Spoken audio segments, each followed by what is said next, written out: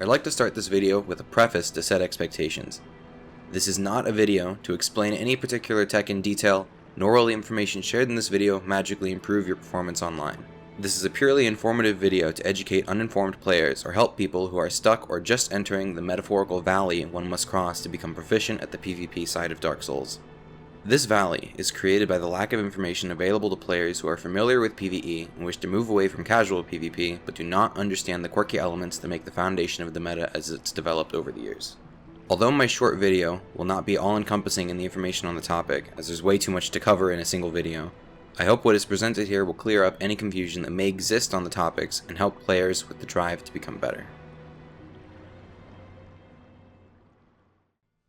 As it currently stands, the foundation of the meta is mostly built from two very specific elements in the game: latency and animation priority.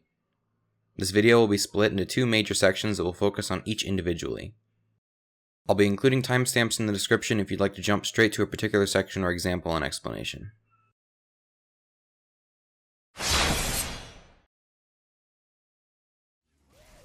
A common comparison you might have heard is that Dark Souls PvP is very similar to a fighting game, like Street Fighter. Certain tech in Dark Souls is even named after fighting game tech, like dead angles, for example.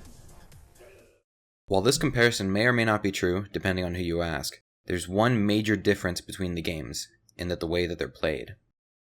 Any amount of latency in a fighting game is detrimental to the performance of each player in a competitive sense, while Dark Souls thrives off of latency and would most likely not even be remotely competitive if not for the way it affects online interactions. In fact, with zero ping, it likely wouldn't even be enjoyable to play casually, nor would it be enjoyable to play competitively due to the skill cap dropping off significantly. This hypothetical drop in skill cap is because experienced players who understand the way the latency affects their actions can use it to their advantage in a multitude of ways against their opponent. If you can consistently land a parry in an online scenario, you're already halfway to mastering this concept. Please note that this does not mean that Dark Souls is only good if you're laggy, so please don't take it as what I'm implying. On the contrary, some of the best fights I've ever had were on very low latency. I'll go into this more later in the video. At its most basic level, the way that online play works in Dark Souls is by transmitting player actions, movement, location, etc. to a matched player's game via a peer-to-peer based connection. This process is done by many different games to varying degrees, and how this process is done and in what order data is transmitted or received by said game is referred to as its netcode. Very simply, the way that the netcode works in Dark Souls is by a local confirmation of contact. That's probably not what it's called. I actually just made up the term on the spot as I was writing the script. But pretty much what it means is that if an attack connects with your opponent on your screen, the damage will be calculated no matter where your opponent is on their screen. This gives a pretty good explanation as to why backstabs work the way they do in Dark Souls, as a backstab will only need the backstabber to be in position behind the backstabby on their screen for them to be sucked in, the animation play out, and the subsequent damage to be taken. I think I should take this opportunity to brush up on Facestabs before we move any further. This is the most common complaint made by the community at large, and for a good reason. It can be jarring to have your opponent teleport behind you and deal as much damage as a backstab does.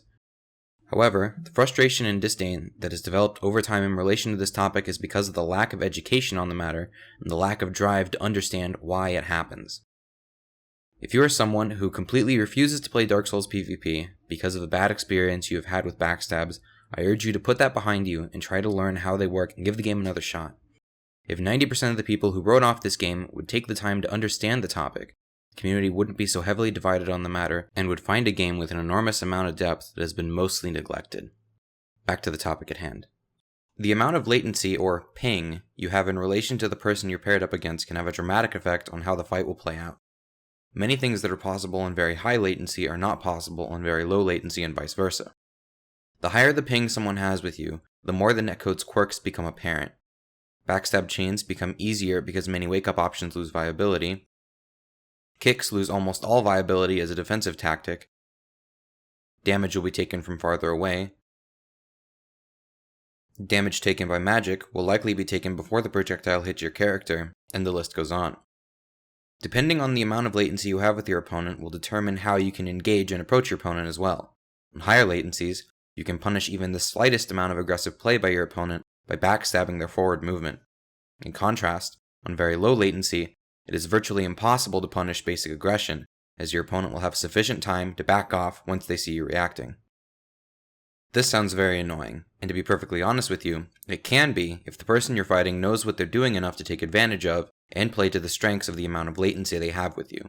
But keep in mind that you can play to the same strengths and weaknesses as your opponent in any given scenario. If you can adequately estimate the amount of ping you have with your opponent, and can play smart enough, you can adjust your actions according to the situation and gain an upper hand. Contrary to popular opinion, there are very few instances where the amount of latency you have with someone will prevent you from having a good fight with them, as the range of acceptable latency is generally very wide due to the adaptability of players. This adaptability is really what separates good players from great players, and can only be achieved with time and practice against many different players with varying connections. Before I close this section, I'd like to go over some tech which takes very visible advantage of latency to improve understanding, as some people have had a lot of difficulty grasping the topic fundamentally, or don't understand how latency can affect things outside of parry timings. In this clip, I'll be going over the Parry Bait. At this point, I could see that my opponent was going in for a strafe backstab, so, to punish this backstab attempt, I move in as if I'm going to attempt a double backstab, but pull back at the last second.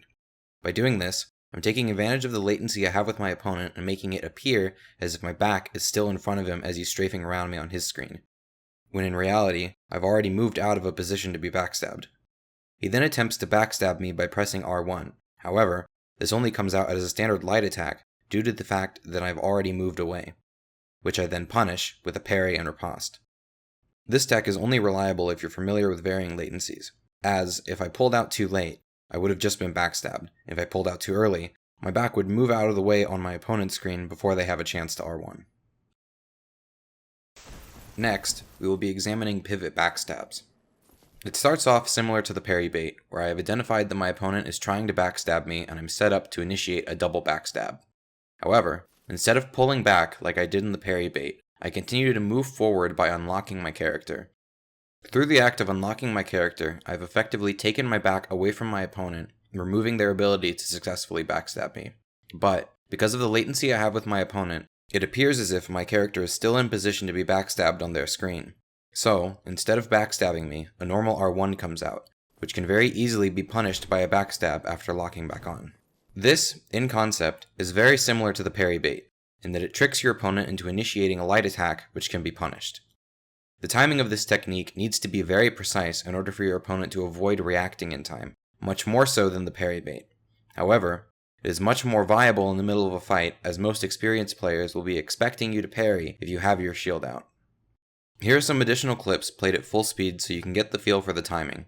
However, keep in mind that this timing can and will vary depending on the latency you have with your opponent.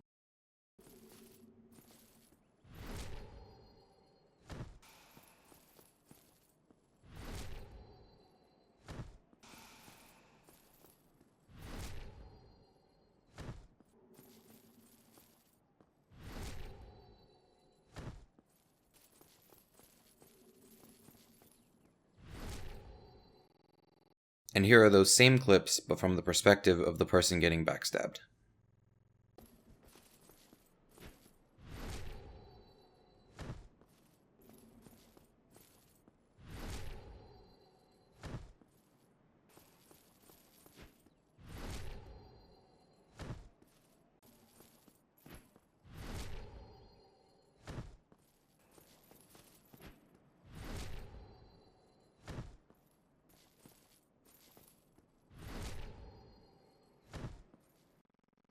And finally, I'm going to touch up on desyncing homing Soulmass and pursuers. As the pursuers are cast, you can see the caster running around in circles. While it may look silly, this action is taking direct advantage of how latency interacts with the procking and homing elements of the spell, causing the pursuer balls to only proc visibly on my opponent's screen, while still allowing for me to take damage. The idea is to find the right distance away from your opponent, then attempt to proc the spell by facing towards your opponent, then very quickly turning away. The pursuer balls being procced is a local animation based on distance, which can be manipulated by moving in and out of the trigger zone in relation to your opponent. Because of the local confirmation of contact I mentioned earlier in the video, as long as the spell procs and makes contact with your opponent on your screen, the damage will be dealt to your opponent unless it is iframed. Keep in mind that you will not be able to see this effect, and the spell will always go off on your screen whether the tech was pulled off successfully or not.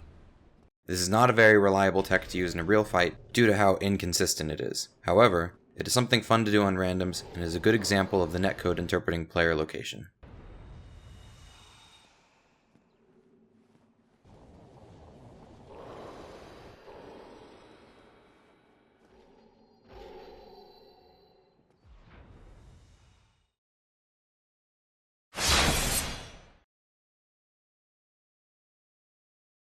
This topic is much easier to understand than latency, so it won't be half as long, though I'd still like to go into detail, as it often works together with the latency you have with your opponent to make varying tech possible. A large portion of the meta has its roots in the way that Dark Souls prioritizes its animations. Fundamentally, the game will cancel or interrupt lesser animations in order to play out a more vital animation with a higher priority. The most simple and easy to understand example of animation priority is the toggle escape. The act of switching the equipped item in your left or right hand has its place on the hierarchy of priority. While switching your equipped item will not interrupt a backstab animation, it will, however, take priority over a stagger. In an instance where you've been staggered, or are predicting you will be staggered, you can toggle your weapon and cancel, or, if timed correctly, completely avoid the stagger animation altogether. So, in the case of this example, the toggling animation has a greater priority than the stagger animation. Now, let's jump right up to the top of the hierarchy. The backstab is an animation with one of the highest priorities in the entire game. This is a big reason as to why the meta seems to be almost exclusively focused on backstabs, because it can be used to take priority over almost everything in an instant to do a ton of damage, just as long as your character is in position behind your opponent's back at the time you press R1. This heavy priority can be applied to many other minor tech that exists, like the Parry Backstab. In this example, the priority of the backstab is greater than the priority of the parry animation, allowing your character to initiate a backstab during a parry animation. Now, this doesn't seem like much on the surface, as you wouldn't realistically be trying for a backstab if you were attempting to parry your opponent's weapon, until you take into consideration that the parry animation has a greater priority over standard attack animations. This truncated prioritizing of animations allows for you to stand behind someone, parry, and then mash the R1 button without interrupting the parry animation for a higher chance to secure a backstab. Some noteworthy examples of tech made possible through animation priority: perfect or instant blocks, hyper pivots, and quick getup. There's one final example I'd like to go over in more detail, however, and that is the option select. The name of another fighting game tech, it roughly means to put in the inputs for a single action with multiple possible actions to follow depending on what your opponent does. I was actually doing an option select in a previous example, but it was likely too quick to notice if you weren't already looking for it. It was during the Parry Backstab example, right after I finished mashing R1. If you look carefully, you can see that I press Y, or triangle, shortly before the backstab is initiated. The purpose of pressing that button when I did is to cancel the queued R1 and replace it with the two-handing animation should my parry backstab be unsuccessful.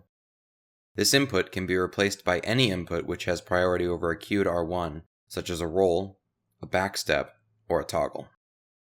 While the two-hand cancel is a good example of an option select, I feel the best example of an option select is through using kick inputs for a backstab.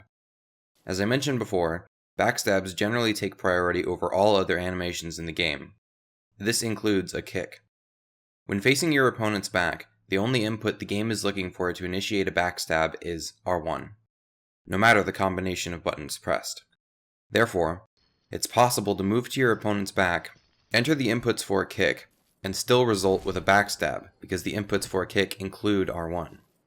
The purpose of this is so that when a backstab will not be initiated, for whatever reason, you'll perform a kick instead.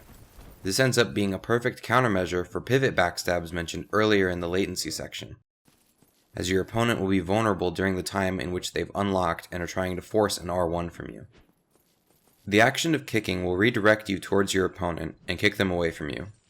This tech can be very useful and can hypothetically be done for every backstab you do, but the inputs can be cumbersome in high-intensity situations which would require fast reaction times. That pretty much concludes the video and everything I wanted to say. I've put a link in the description to a playlist containing various tech videos made by people in the community.